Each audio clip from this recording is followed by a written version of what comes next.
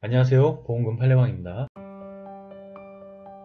교통사고 이전에 정신질환 이력이 없었던 주요 우울장애 병력자가 수차례 자살 시도 끝에 목을 매어 사망하였다면 자살 사망 보험금은 부책인지 여부에 대하여 대법원 2021-2705555 서울중앙지법 2019 가단 51523679 토대로 면밀히 살펴보도록 하겠습니다.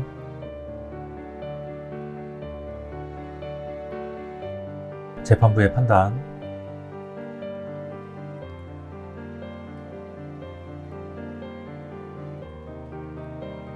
망인은 이 사건 교통사고 이전에 정신과적 질환을 보이거나 정신질환으로 치료받은 병력이 없을 뿐만 아니라 활달하고 사교적인 성향을 지녔던 점, 이 사건 교통사고로 인하여 입은 외상은 위중하지는 아니하였더라도 이 사건 교통사고 당시 처해 있던 특수한 상황으로 인하여 이 사건 교통사고 후부터 불안, 불면, 두통 등 이 사건 교통사고로 인한 외상 후 스트레스 장애가 병발하였고, 이것이 선행 요인이 되어 주요 우울장애까지 병발하게 된 점, 망인은 정신과적 치료를 받던 중에도 2번이나 자살 시도를 했고 입원 치료에 의해 일시적으로 호전되기는 하였으나 퇴원 후 오히려 자신의 행동을 기억할 수 없는 사건 수면, 몽유병 또는 해리로 의심되는 증상까지 보였던 점, 재입원을 하여 그 원인 진단 및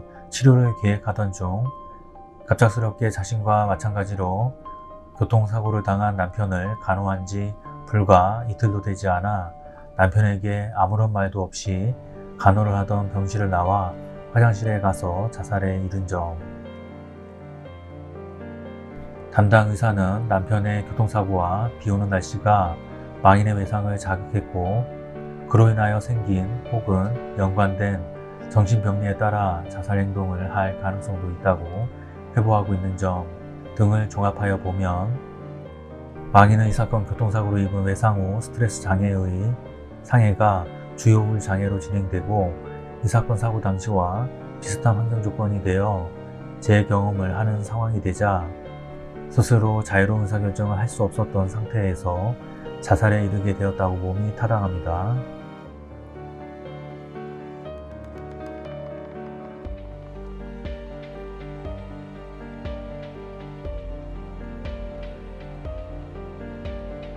대법원 2021-2705555 인정사실, 망인은 2017년 9월 19일 오후 10시 55분경 원주시에서 승용차를 운전하던 중 도로에 나타난 고양이를 피하다가 승용차 운전석 부분으로 중앙분리 가드레일을 받았는데 사고 당시에는 비가 내리고 있었고 망인은 승용차에 연기가 나는 상황에서 구조될 때까지 차량 내에 갇혀 있었습니다. 망인은 이 사건 교통사고로 뇌진탕, 경부척수의 손상, 추간판 탈출증 등 상해를 입어 입원 치료를 받았습니다. 망인은 2017년 11월 13일부터 2018년 3월 28일까지 원주 D병원에서 상세불명의 우울병 에피소드, 상세불명의 불안장애의 소견으로 통원 치료를 받았습니다. 망인은 사고 이후 발생한 두통, 불안, 체중 감소를 주 증상으로 호소하였고 치료 기간 동안 연탄을 피우거나 처방약을 과다 복용하는 등의 방법으로 자살을 시도하기도 하였습니다. 망인은 2018년 4월 17일 이 병원 정신건강의학과에 입원하여 외상 후 스트레스 장애, 주요 우울장애 소견에 따라 약물치료 등 치료를 받았습니다.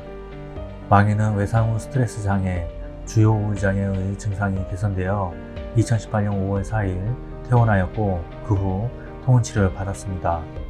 망인은 2018년 5월 11일, 2018년 5월 18일 이 병원에 내원하여 비오는 날에 불안하고 몸이 떨린다, 사고가 온 날 비가 왔다는 증상과 수면 중 이상 행동에 관한 증상을 호소하였습니다. 망인의 주치의인 이 병원 정신건강의학과 전문의 F는 통원 치료 기간 동안 약물을 변경하거나 증감하는 등의 방법으로 망인에 대한 치료를 지속하였고, 새롭게 보고된 수면 중 이상 행동에 관하여 재입원 후 평가를 고려하였습니다.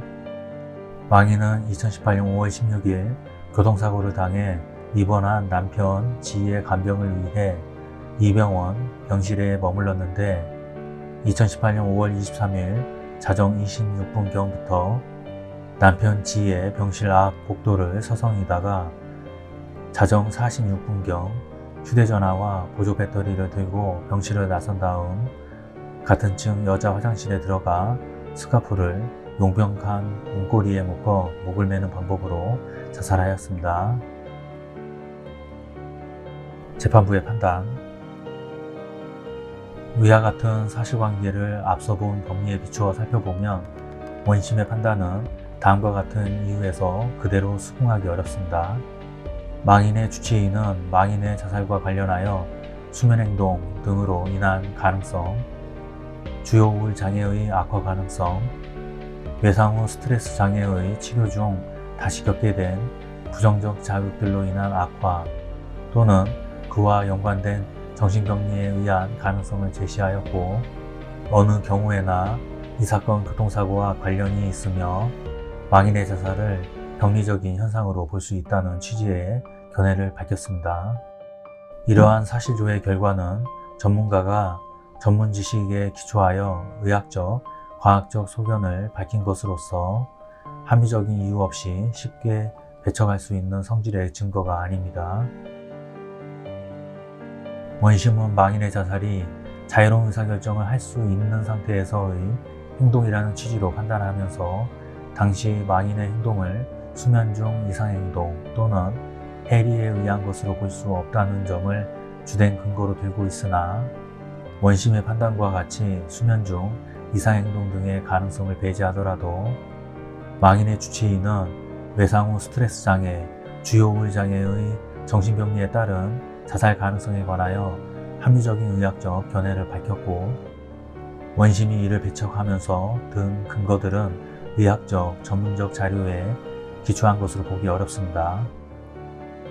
망인은 이 사건 교통사고로 인하여 외상 후 스트레스 장애, 주요 우울 장애를 앓게 되었고, 외상 후 스트레스 장애의 치료를 마치지 않은 상태에서 외상의 부정적 경험을 자극할 수 있는 외부적 상황들이 존재하는 가운데 자살하였습니다. 게다가 망인의 주치의는 자살과 관련성을 갖는 주요 우울 장애의 악화 가능성도 제시하였습니다.